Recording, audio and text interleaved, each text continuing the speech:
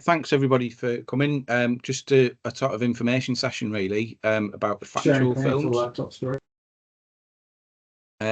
Why the films are being made, what they're going to include, timings, delivery, all that sort of thing. Who's going to be in them, and how it's important that we get everybody's help to put people forward for them. Please use the chat for any questions. Obviously, there's a lot of people on, so if you all keep yourself on mute, that'd be brilliant. Any questions, ideas, comments, tips, whatever, put them in the chat, and we'll review it once we've gone through all the slides. So first question, why the films are being made. It's to fill the gap identified in the report that the DfE did a couple of years ago about how people behave when they are thinking about fostering or adopting, but obviously for this purpose it's fostering. And the main thing that they discovered was that people who are thinking about fostering really value hearing from the real people involved in fostering, rather than just random information. They want real life stories from real people involved. When they do the research online, which is where the vast majority of people do the research about fostering, it's not always there. Obviously, you've got text and stuff on websites, but there's not a lot of content from people. There might be case studies that are like a photo of a carer and a bit of their case study, but video works the best. They'll kind of cover the same content as an information event does, but it's not designed as like a replacement for the information event. But if you think about all the things that you would cover in a normal information event, it's going to be kind of like that in video form. Okay. We know that video content engages people most. When we run campaigns for people and we use lots of different creatives of different types, and video outperforms absolutely anything else that we do, particularly where you've got people talking about their experiences, situations, what it's really like to foster, etc., etc. The ones that perform best are the ones where people in them are natural, relaxed, they're down to earth, they tell stories that are moving, humorous, all those kinds of things that really draw people in, engage them. And then you see people sharing the posts, commenting, liking, clicking through, that sort of thing. And the way people behave now, the way they consume content, the shorter the better, really. The more concise the video is, get straight to the point, you get more engagement. If you're on this call, you'll have had the invite because the service you work for will have bought into any one of the last 4 film projects, which hopefully you'll be familiar with. So everything any of us childhood are out there. There's a lot of surplus left over from those, not enough to fund another fictional sort of awareness film, but there is enough to cover the cost of producing these factual films. So if you're in one of those councils, you'll get the films for free. The films won't be branded, but or subtitled with captions or anything like that. But you will be provided with the SRT file, so you can add the subtitles and captions to them. I know some councils have a particular style of the way they do the captions and subtitles and stuff, so you'll be provided with the film files that are blank with the option to do that, or do your own in your own way if you want to. So what the films will include, it's primarily going to be foster carers and people with care experience talking about all the aspects of fostering. We'll also have the birth children of carers, social workers, other professionals that are involved in fostering who will be useful to hear from, talking about their experience of fostering, what it is and what it does and everything like that. So the idea is if somebody's brand new to fostering, doesn't know anything about it, or even worse, if they think there's lots of myths that they think are true, the films will bust those myths, give them all the information they need from the horse's mouth, from foster carers who live in it primarily, and basically inform them. The films will all have a really positive thread running through them too. It'll be the emphasis on the positive, not shying away from the challenges, but just that sort of, you can do it, think about it, take the next step, etc. So timings and delivery, couple of weeks until the first one. There's 3 locations chosen basically because they're kind of easy to get to by public transport, and it's mostly where you've got clusters of councils, so make it easy for people to get to. So London, Birmingham, Manchester. The filming, like I say, will be done in May. We're obviously doing the fictional film, the awareness film, over the summer, so that's taken up a bit of time. So they'll be edited and delivered by September is the aim. They're going to be produced by Real 25, who made the awareness films. They know fostering really well now. They get it. They know what we're trying to achieve. They're really easy to work with. So it was a natural choice to get them to do it. And what they're going to deliver is a large number of short video files. We think there'll probably be about 90 minutes of content, but rather than put all that in one video, it'll be a lot of, some of them might be less than a minute long if they're talking about a particular topic, and it's a really short one. Some of them might be a couple of minutes, whatever. But like I say, the way people consume content, they won't sit and watch like 20-minute video, a lot of people. So it's a case of breaking it down. And if you think of how your content's structured on your website, the best way to deliver it is if you've got something, say, section about the types of fostering, and you've got, you know, a description of short-term fostering. If you've got a little video there that's just purely talking about short-term fostering, like I say, it might be a minute or so, people can watch that video really easily without thinking, oh, I've got to sit through something. So that's the idea behind that, why it's split up into lot shorter chunks. So how you can help, obviously we need a wide range of people to appear in the videos. So any willing participants you've got, either carers or people with care experience, and some staff as well that would be needing, forward the contact details to me. I'll put my email address in the chat a bit later on, so you've got that. Obviously, the more variety of people with different experience, different backgrounds, etc., the better. And I'll go into who we're going to need shortly. So the dates and locations of the filming. First one's in East London in a couple of weeks' time. I think it's Romford area, if I remember right, or Barking area. It's close to Wood Grange Park Overground Station or East Ham Underground Station. Birmingham in Sutton Coldfield. I think it's about half a mile from Butler's Lane Station. I don't know that area very well, but they're all drivable too as well. And then Manchester, South Manchester, the Withington area, which is close to Maldith Road Station. So if you're in striking distance of any of those locations, then obviously start putting the word out with your carers and everybody else. So the filming days, what they look like is we'll have a half-hour slot for each participant, starting 10 in the morning, finishing at 5 o'clock, and there'll be like a couple of breaks for in between and so on.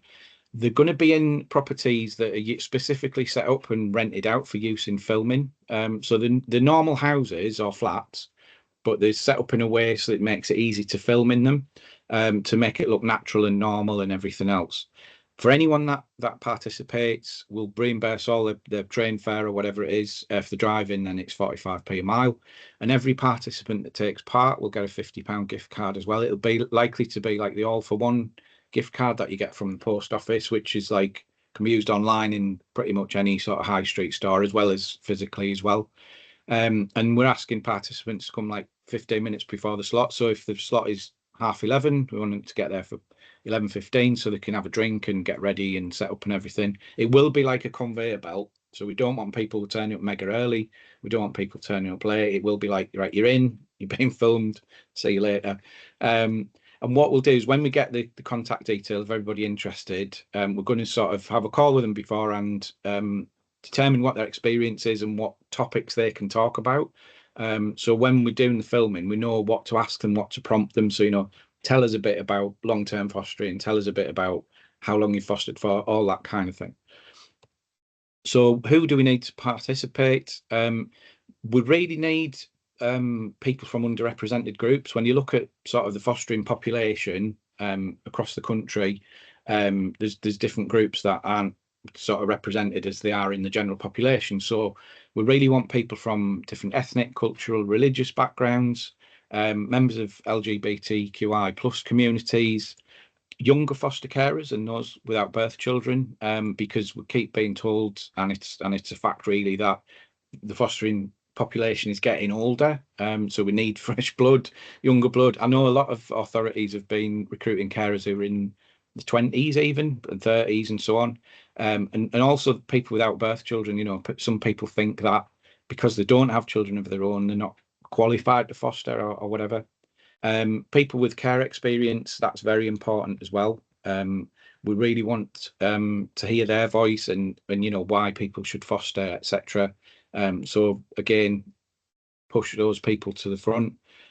Birth children of foster carers, again, that's something that kind of gets overlooked a bit, but it's obviously very important when you've got a lot of foster carers that do have birth children that still live at home. Also, people who've transferred from IFAs, because they can do an amazing job of saying why the grass is greener, why you should foster for your local authority. Don't bother going to IFAs. Just foster for your council first off. There are some professionals that we want to have included as well. An assessing social worker can talk about what an assessment's like, supervising social worker talking about support they give and that kind of thing. Panel member, really important to sort of talk about panel, what it is, and not make it as frightening as some people think it is. Placements officer to talk about matching and so on. Training officer, talk about training. Participation officer, talking about how they sort of get kids involved in stuff and when they're going on to leave care and that kind of thing, what their role is in that. So if anybody's thinking, if you're thinking, all right, I've got these carers in mind, they'd be brilliant for this, excellent. Things they need to bear in mind before they commit to it. Obviously, the videos are going to be used by councils all over the country, and so their face and everything will be everywhere online, basically. As well as using the videos on fostering websites, little snippets of them might be used in online campaigns. So it might be on social media or in remarketing or display advertising, that kind of thing. Because, like I say, we know that it works really, really well in getting people's interest. So they need to bear that in mind. The content's going to be out there and it could be online for years and years to come, because the sort of release forms that they'll fill in will say can be used in perpetuity. It's not limited to a year or 2 years or 5 years or 10 years or whatever. Basically, when you get the content, you can use it. We're not going to be able to include everybody that comes forward. We'll only have like 30 odd slots to film people in. We've already had quite a few people come forward that are going to be suitable. And like I say, when we do the call with people, we'll work out, we don't want to duplicate, like, everybody is doing short-term fostering. So we don't want to just have lots and lots of people talking about that. We need to have a good spread. So if people come forward, great, but we can't guarantee that everybody will be included. The videos aren't going to be 100% perfect for all the services that get them. If nothing else, different services call things different things, like short breaks. For some services, that's like purely children with disabilities. For other services, that might be what you call respite or weekend fostering. For example, there's loads of different things like that, where like specialist fostering schemes, there's lots of different names for them. We'll cover as many bases as we can, obviously. When you get the videos, if there's bits that aren't relevant to you, like the spare room thing, we know some councils where you're really struggling for baby foster carers, you don't say you must have a spare room. It's just kind of like, if you want to foster babies, you can do it up to a certain age, etc. So when you get the videos, edit those bits out. It's not going to affect the rest of the content. Where the gaps, if your particular service does certain things or you've got specific names or whatever, do your own filming to fill in those gaps and complement them, and we can give you the template release form to use with people that you're going to film. Okay, so when it comes to the content, types of fostering is one of the main ones, and it cover the basic stuff that pretty much every service does. So short-term, long-term, respite or weekend fostering, as some services call it, emergency fostering, supported lodgings, fostering siblings and why that's important. And then you go into the more like specialist stuff. So specialist or solo fostering, parent-child, children with disabilities, children seeking asylum. There'll be a bit about staying put as well, because obviously that's quite important for people who are doing, say, supported lodgings or looking after older kids. We'll also talk about carers that do adoption bridging and carers that have got permanence through either adoption or SGO, just to highlight what the differences are and explain them all, because there's a lot of confusion there still with people not knowing exactly what things do what, and things like parental responsibility could do with explaining really, really succinctly, which we know that carers can do really well. When it comes to criteria, the emphasis is going to be on you can foster if, so it's like the inclusivity of, it's open to anyone from any background. You don't have to have children of your own, etc., etc. Basic stuff about the requirements. You need to be over 21 in good health. You need leave to remain or be a settled citizen or whatever. The spare bedroom thing, for those councils that do require a spare bedroom, obviously that'll be covered.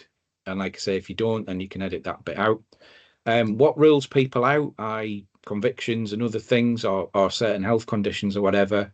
Again, the emphasis is going to be on the positive, so it'll just be a case of those things need to be mentioned, they need to be said, but it's a kind of like, you know, if you've got any questions, get in touch with the team, find out, because some people might think the health is going to rule them out, but in fact it wouldn't. So it's always a case of, you know, we can't, you know, you can't foster if this, but speak to the team if you think that you may not fall into that direct category. And then talking about the personal qualities that foster carers ought to have. So being empathetic, caring, having a sense of humour, all that kind of thing. Bit about the fostering role, what a day looks like, a day in the life of a foster carer, school runs, etc., taking them to clubs and things like that. Family time, contact, why that's important, daily logs and how that works, meetings with the children's workers, your own social worker, training, etc. All like I say, stuff that gets covered in information events, basic stuff really.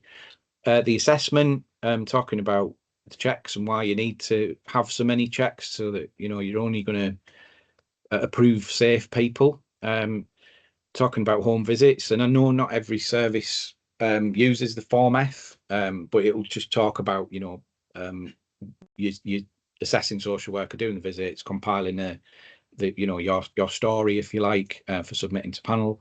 Bit about pre-approval training, panel itself, and what that what's that like, and what it involves, and everything like that. And then a bit about the agency decision maker signing you off.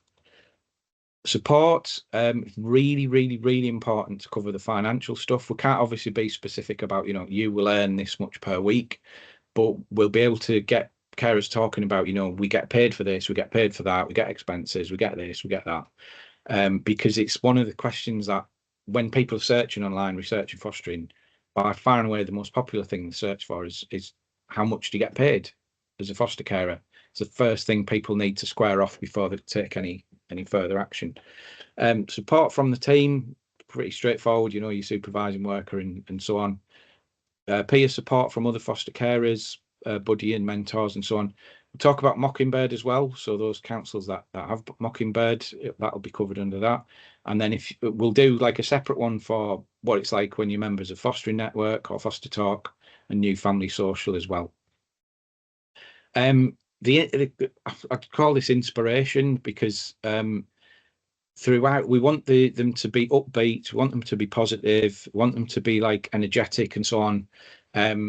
It's not, like I say, not shying away from challenges, but emphasizing the rewards. You know, it's not an easy thing to do, but you can make a massive difference, all of that kind of thing.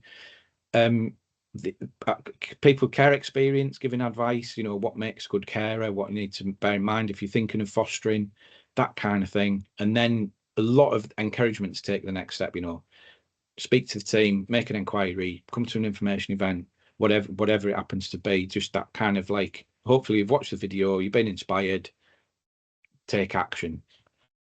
Massive thanks to everybody who've already put people forward. I'm working through a massive list already, so I've not had time to contact everybody that's been in touch, but hopefully by the end of tomorrow I'll be able to have got through all that. On the awareness film, look out for an invite in the next week or so to a meeting on the update of where that's at with the casting and the plot and everything.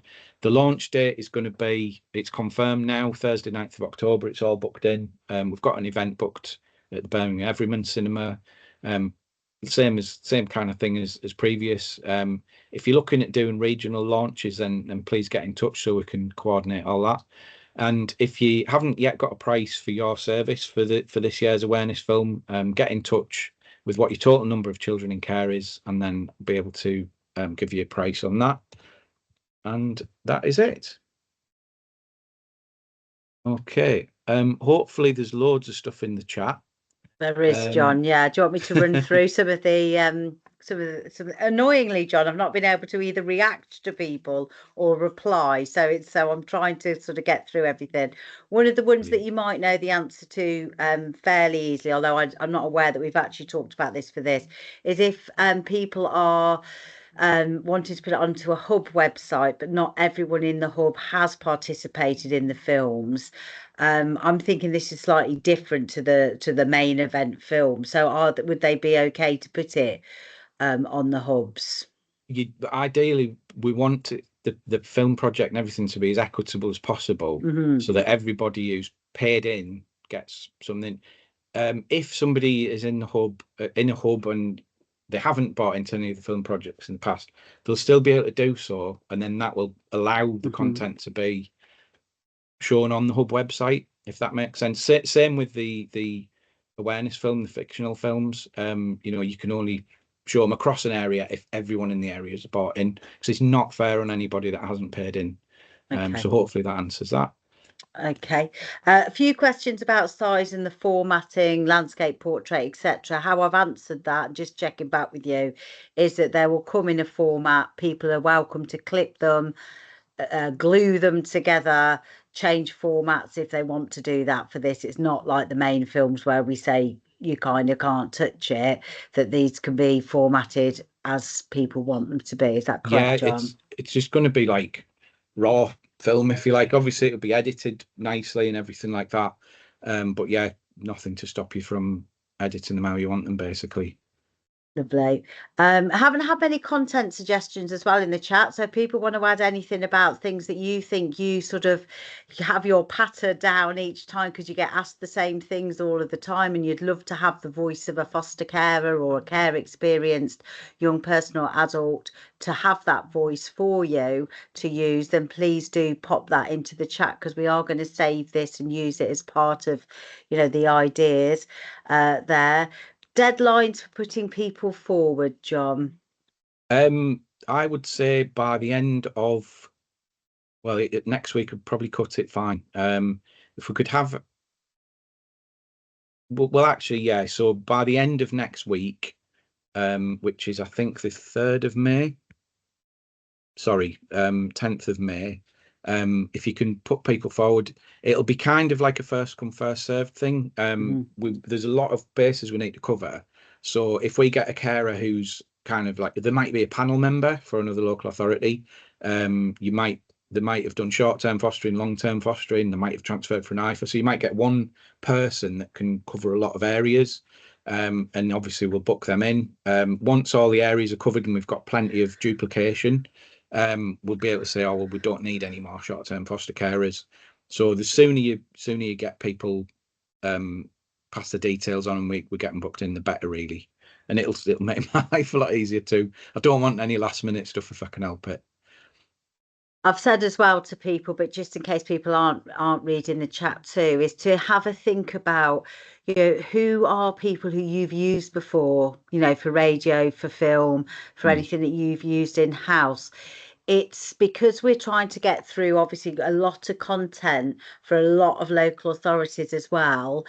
We are sort of asking you to do a little bit of filtering. So nervous Mavis, who you think would love to do something, but is very, very, very shy, and you've never tested her in anything, this probably isn't the time to do it, because there will be, I mean, I've done, talking heads things, information ones before myself a number of times, and this isn't the time when it's going to be quite fast paced, I suppose is what I'm saying, isn't it, John, with trying to get through a lot of things with the directors. John and I are going to both be there as well on the day, so we are going to be able to be there to welcome people, to talk to people, to give them a sort of rundown too as well.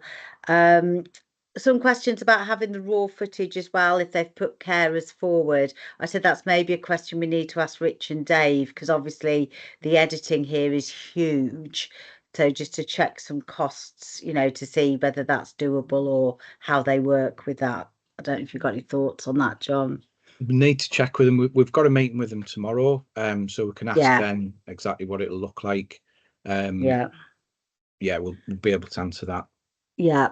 Also around, and I know that we've talked about this at length as well, about if you know, future proofing the potential that a foster carer could have, you know, an allegation or somebody involved in it could no longer want to be involved. How I've answered that, John, but just see if you've got anything to add to it, is that, you know, because we're going to have a wide range of recordings, that if we do need to remove somebody in the future, because we've all been there, as I say, if we do need to remove somebody, then we would send a notification to people. We're probably, I'm assuming, going to number the videos for easeability. So if we need to say to people in the future, you know, video clip, you know, 13, lucky 13, needs to no longer be used, that there should be enough content in and around it.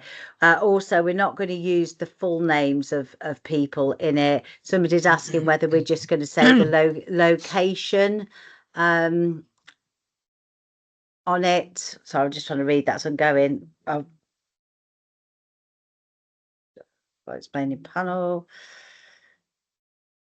Yeah, so we're going to use, I assume, first names of foster carers and where, and maybe their location in the sort of caption underneath, or just the name. It'll just be the name, because what we don't want to do is, like, if you're in one part of the country and you're watching a video and a couple of carers, because obviously accents are different because people move around the country. But I think it's just a case of, like, you know, Susan has fostered for however many years, or Susan, you know, looks after children seeking asylum or something like that, just as a way to kind of introduce, or you know, social worker, whatever it happens to be. But I don't think locations. No, Liam's agreeing, and I am as well.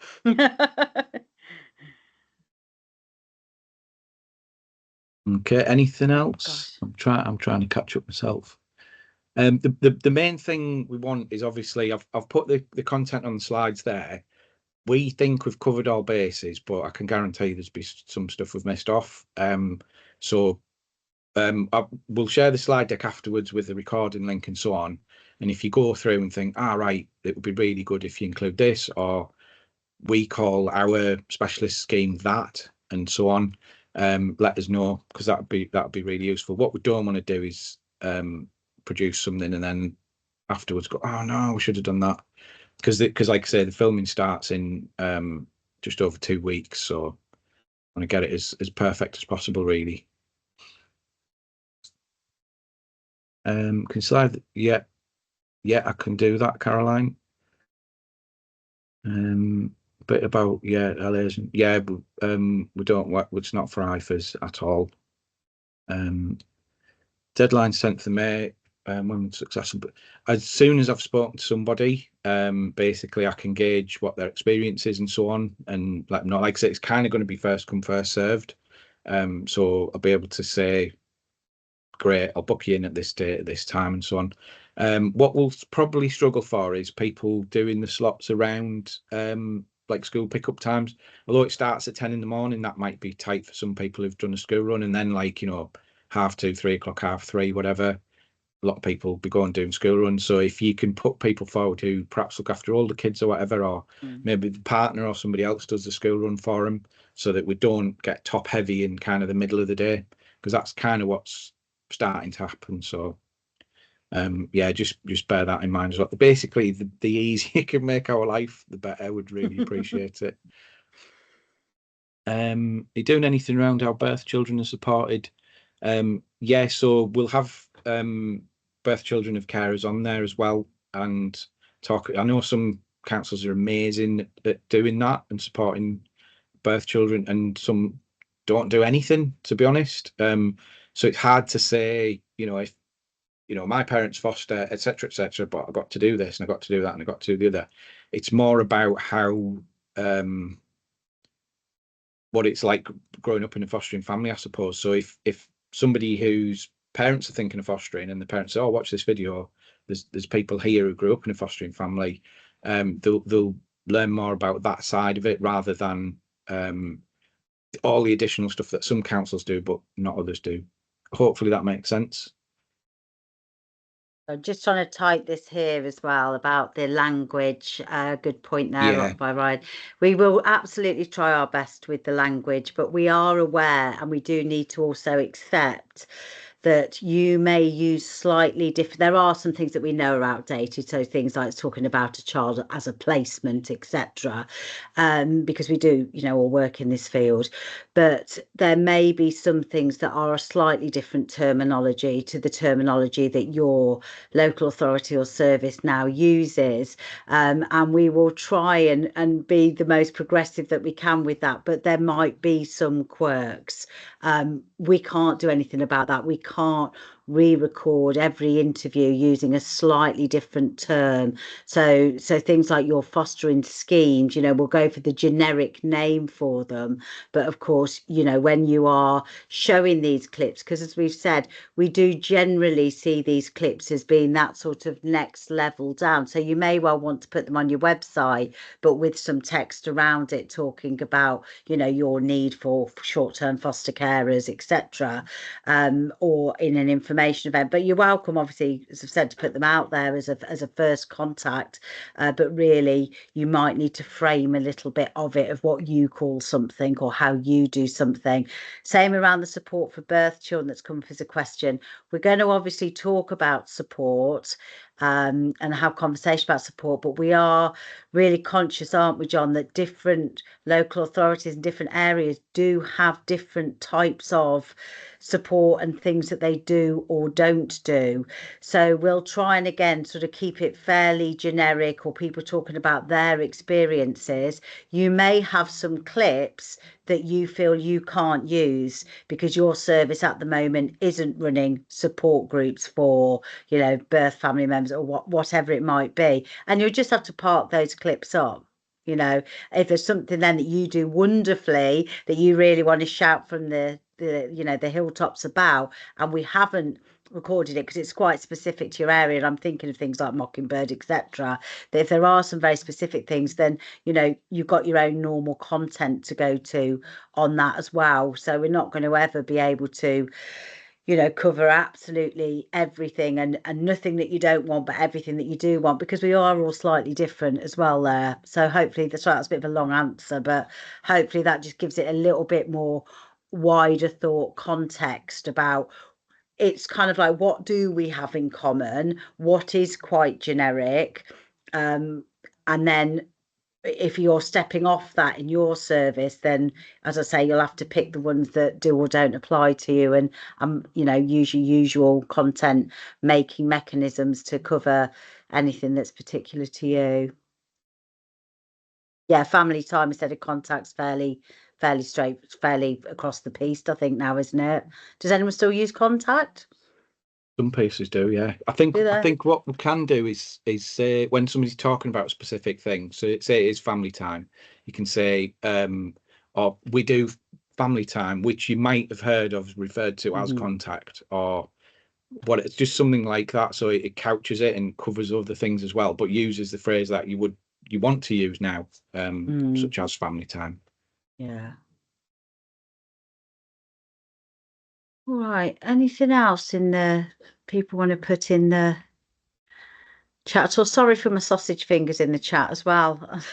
I can't multitask, it turns out. Have I missed anything? A lot of questions about if they can have the slides as well, which I'm sure the answer to was yes. Yeah. Yeah, I'll see if Teams doesn't seem to want to let me share files for some reason. If I can't put them in by the end of this, then I'll drop it in when the meeting's ended, and then I'll send it out in an email to everyone on the distribution list anyway, along with the recording link when that's rendered and edited and so on, which, all being well, be tomorrow at the latest. So if you've got any colleagues or whatever, also if you've got any carers in mind or other people in mind, forward them this as well, the recording, so they can see it for themselves, so know exactly what's what. That would be useful.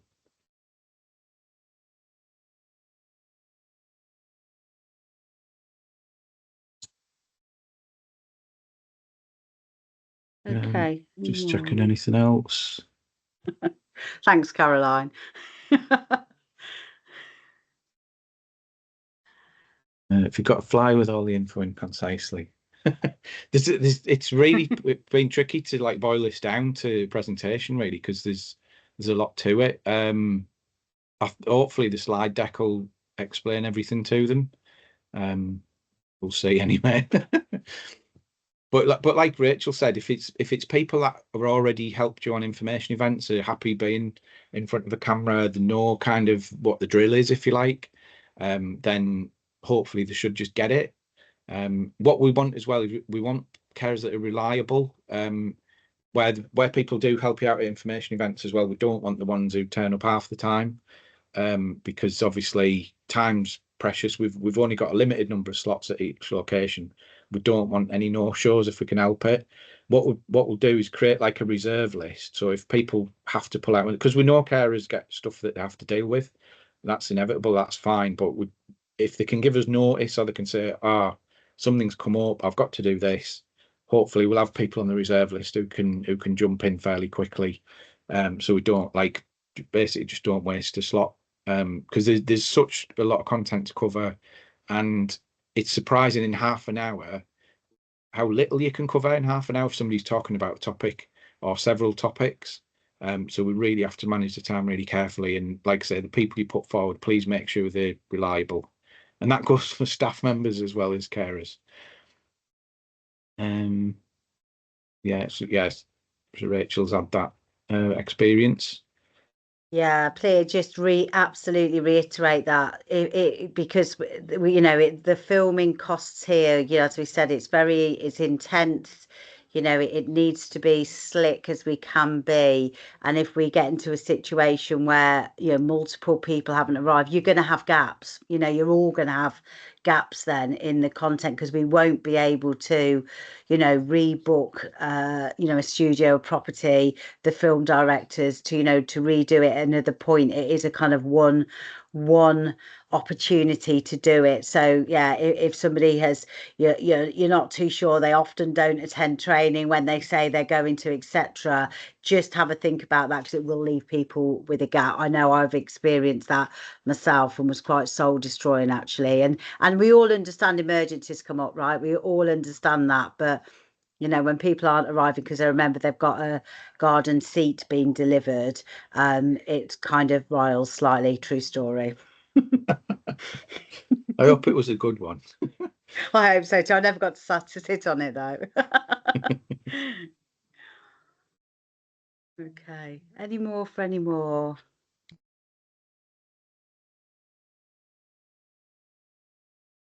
It's gone quiet. Yeah, obviously anything that does spring up, just drop us an email. I'll put my email in the chat just in case you haven't got it. Yeah, and so it's a really great opportunity it's taking place, Yolanda, on the 13th, 15th and 20th of May.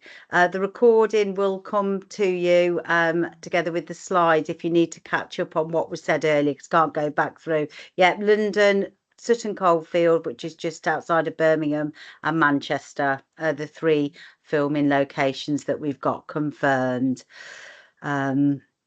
With that, but yes, the details will be on the slides of exactly where in London that is for it. But yeah, great opportunity, folks, to as I say, to save your own voices at info events, or to get some different content out there, to fill your websites with a bit more video and social media when you feel it's appropriate as well, and hopefully fill some of those gaps that we know that we sort of struggle to sometimes say in a way that when it just comes from us, it sounds different to when it comes from somebody who's got that lived experience as well. Absolutely. Right. Everyone okay then? Looks like it. Fabulous. Can get a bit of time back. Excellent. Get out on the sun lounge for 10 minutes. All right. Just one from Caroline. Brilliant. Foster North East signing up to the national film. Fantastic. Oh, fabulous. Yeah, we're really excited about the national film this year. I think we're going to, I think it's going to be a really interesting one. And it's the 10-year anniversary as well of the first film this year as well. So we're going to need to start getting that into some of the communications that we have this year as well. So yeah, it's been a wee while. Good stuff. Well, thanks everybody for coming. Again, massive thanks to everybody who's already put people forward. And thanks in advance for putting people forward as well. Hopefully in September, you'll all be getting lots and lots of videos that will just absolutely do a job and will result in more people making inquiries, basically. So yeah, like I say, any questions, just drop us an email and we'll see you soon.